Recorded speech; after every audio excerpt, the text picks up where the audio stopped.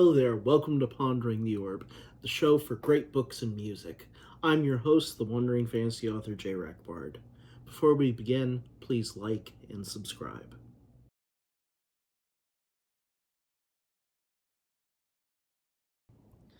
This episode is a special edition because we're looking at a single book. Or are we? Brought forth by yet another successful crowdfunding campaign, Brackenberry Books brings us Double-Edged Sword Sorcery, a combination of two novellas bound together in easily the nicest paperback I have ever held or owned. Here it is. And this amazing paperback, depending on the side you choose, begins with a tale of survival and siege, a thrilling yard brought to us by Dariel Quiogue, renowned author of Sword and Sorcery, and his wonderfully written character Orhan the Snow Leopard, who returns in Walls of Shira Yulun. Let's read. Walls of Shira Yulun, A Tale of Orhan the Snow Leopard, by Dariel Quiogue. A double-edged sword and sorcery book. Wind Horse. The pounding of the approaching hooves shook Orhan Tumor from his troubled sleep. Even before he came to full wakefulness, he was already rolling out from under his sheepskin cloak, the scimitar he never slept far from already in his hands and sliding out of its sheath. Lying flat on his stomach, he scanned the sere moonlit desert for the galloper. But there was no sign of any oncoming horse or rider. Only his own mount, rearing and whinnying in fear as it strained against the halter tying it to the tamarisk. The small tree gave way to the horse's strength with a crack, and the beast galloped away, quickly disappearing into the night.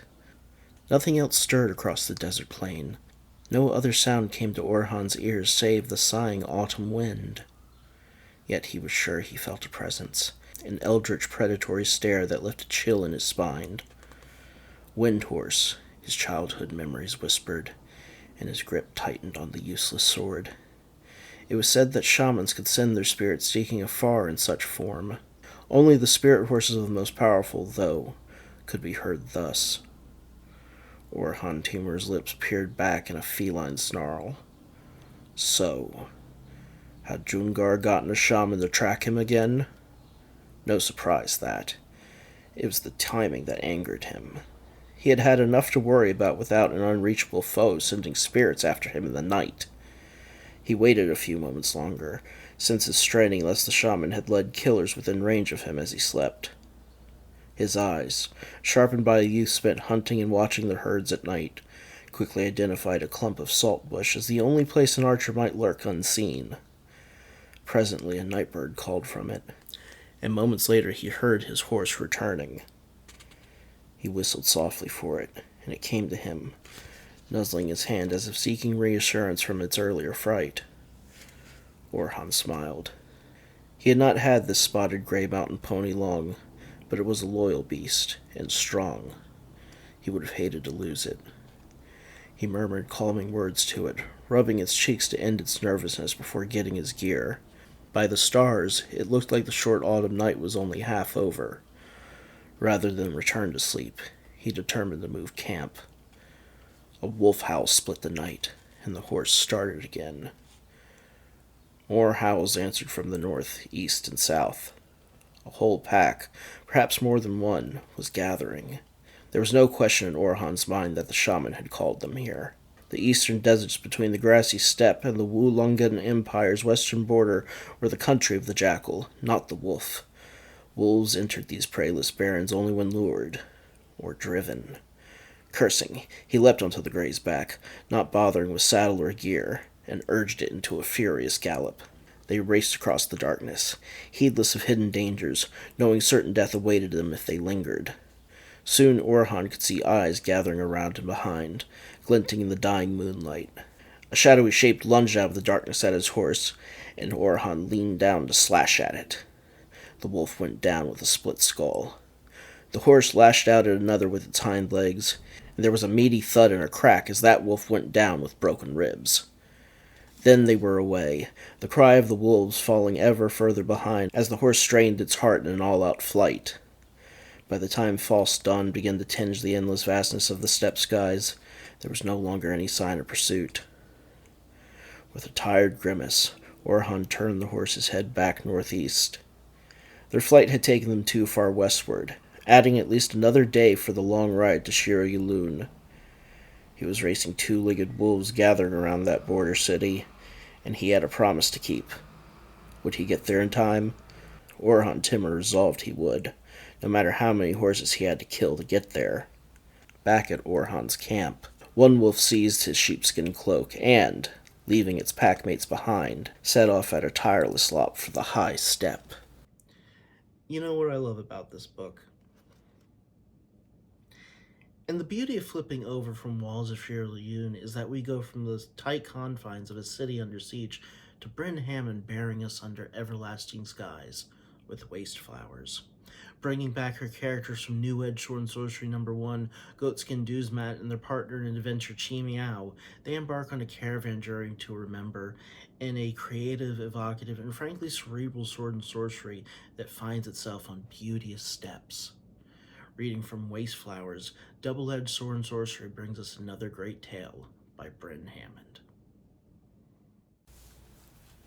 Waste Flowers by Brynn Hammond.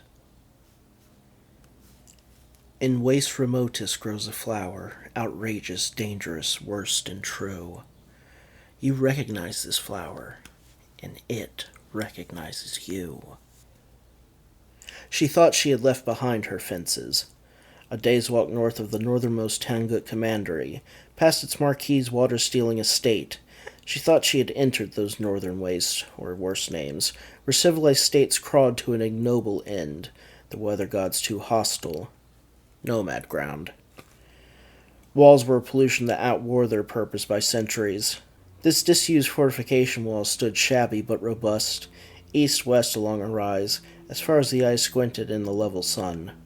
Fast and flashing through the dazzle, with no noise she heard, up on a wall a chariot ran between its battlements. A crimson umbrella over the three-person crew, a confusion of gilt and silk. Wheeling, horse team and chariot rose, and dove over the far side, as if the great umbrella were a sail for air, and swooped down out of sight. From the rear of the wall came a lusty outcry, human and camel. Goatskin sped up the wall to find out what was happening. You can't fence a mountain goat with a brick face. In the near distance, a fleet of 5 chariots chased a tight unit of 20 on horse. Below her, a chariot harassed a merchant's camp pitched in the shelter of the wall. Scared people flattened on the sand or huddled into brick, away from the corpse horses whose armored harnesses seemed to keep their tatted limbs together, away from laughing rotten faces and exquisite ancient-style armor and silk quilt, straight out of an aristocratic tomb.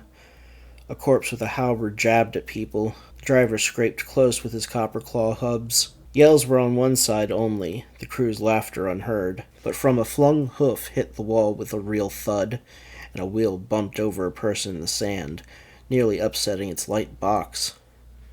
That gave Goatskin an idea. She dropped from her missile slot onto a startled camel, at risk to his back, wrenched a tent pole out of place, stalked the chariot from camelback to camelback.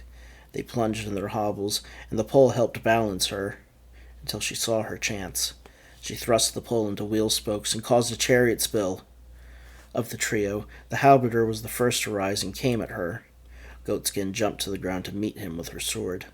Once or twice she dodged the double head, one end axe, the other end hammer, bronze with a copper dragon curled about the haft. Then the driver righted the chariot and the archer, with a helmet plume of rank, called inaudibly to his halberdier. They pulled off to join their fleet. That unit of 20 on horse had swerved back towards camp to try to shake pursuit with tighter turns than a vehicle can manage. As they galloped by, they shot rear, a classic skill of steppe archery. It didn't save them, for arrows stuck in corpse flesh bothered neither crews nor teams. Next to the unit's small, shaggy mounts, agile and game, the chariot horses were huge and heavyweight, in a bronze-strip face guard that flared up before the ears, a demon head as ornament. The archers in the chariots did not shoot in return, though they had easy opportunity. Instead, halberdiers climbed shaft and yoke to sit astride an outer horse. From her recent experience, Goatskin grasped why. You can't swing one of those hammer axes from the platform. You tip your chariot. The 20 split up and went for speed, but these were spirit chariots that skimmed across the ground. As the little step mounts herred in every direction, Goatskin ran up the wall again for its view. The scene opened before her an imitation of an art scroll, widely spaced figures in a wilderness on a hunt. Painters set haunt scenes in ancient costume. Of old, royals and nobles alike dared hand-to-hand weaponry on big game worthy of them, lions and tigers, for it was sport these charioteers used halberds. Expertly swung, they staved in heads. One by one they chased down the 20 and left them strewn. Goatskin thought the royal hunts were wastage of prestige, where aristocrats went through animals on an extravagant scale. At the end of their sport, the ghost charioteers gathered and drove off, gesticulating to each other like a celebratory hunt party. The merchants restored her shaken spirits with tea. They had dragged in their dead guards. Goatskin left the slain to their own, but had retrieved loose horses for them. Afterward, she sat at a campfire and drank tea, the universal comforter. She wasn't fond of tea, but had come to terms with its ubiquity outside her black tents. Nimgart, in charge of the expedition, soon turned to practicalities, replacement for their 20 chipcacks. What we can't do is creep in the Tangut to hire on the quiet. How can I trust guards who are licensed by the Tangut Trade Office and obliged to log their jobs? Astay squinted through his tea's steam at Goatskin. I hope you're not the type to talk to government officials. Scarcely. Only when they arrested her. Goatskin volunteered. I've led illegal trade caravans, though, through Tangut outskirts. Guard and guide. Now Nimgut squeezed his eyes at her. Is that right? Have you done the Gobi journey? Do you have friends? If you're serious. I am. We're stuck after a month's travel, at the most awkward stage to get stuck. Hundreds of miles of Tangut road between us and hundreds ahead. Our route is off-road, above Tangut. Tangut stations, Tangut taxes. I'm going on. I'm going through the Gobi. But guards are a requirement. Astay said to him, Neither am I into turning back, Nimgart. I've been through worse experiences in this line of work. That's a lie. Our expedition's ambitious of profit, and I have never felt a contract to the rich likes of Danishmand. But even our brave chickpacks wouldn't exactly have signed on for what happened here today. Nimgart sniffed, his canny eye on Goatskin. I can tell you know people. Our sponsor Danishmand can afford to up the hires significantly. Fair information, though. It's Chinggis Khan we go to trade with. Not that that isn't blasted secret, sputtered Astay. She jumped feet first into our situation, Nimgart answered him. His eye continued to size up Goatskin. The name Chinggis Khan buzzed in her brain. You're striking through the Gobi to the Great Steppe, to trade with the new Khan and his new Union of Nomads. Goatskin was a goat nomad, her mountain people a despised enclave in Tangut. To meet the horse nomads of the steppe, and the man who declared himself a nomad's champion? She stood up and gazed toward the north horizon. I'm going with you. I have friends who aren't afraid of uncanny chariots, who'd like the sound of a significant fee. She swung to smile at Nimgart. How do you feel about bandits? I'm not one, I promise you, but my friends. Bandits stick to an oath, you've heard that's true. And it is, as true as my home mountains, or as Mongols say, the vast blue sky. Astay threw up a hand, with a bowl of tea in, splashed. Oh, let's hire a merchant's eternal enemy, the scavengers of caravans. The merchant in charge chewed on his cud for a moment. All right, let's.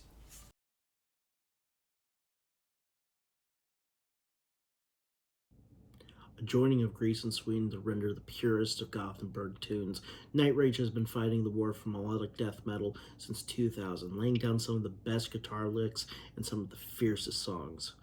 We're blessed to feature a classic taken from 2009's Wearing a Martyr's Crown. This is Shed the Blood by Nightrage.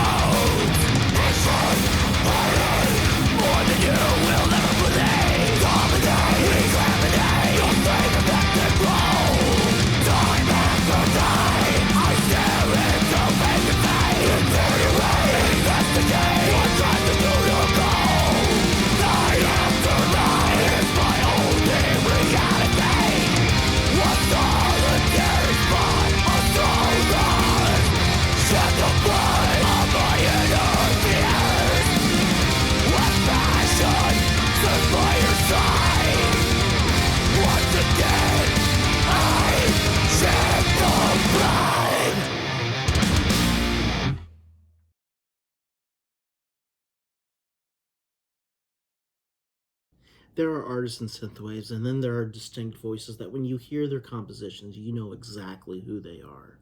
La Avenue is one of those composers, and bringing them back to Pondering the Orb, this is Never Die off of their new 2025 album, Tokyo Nights.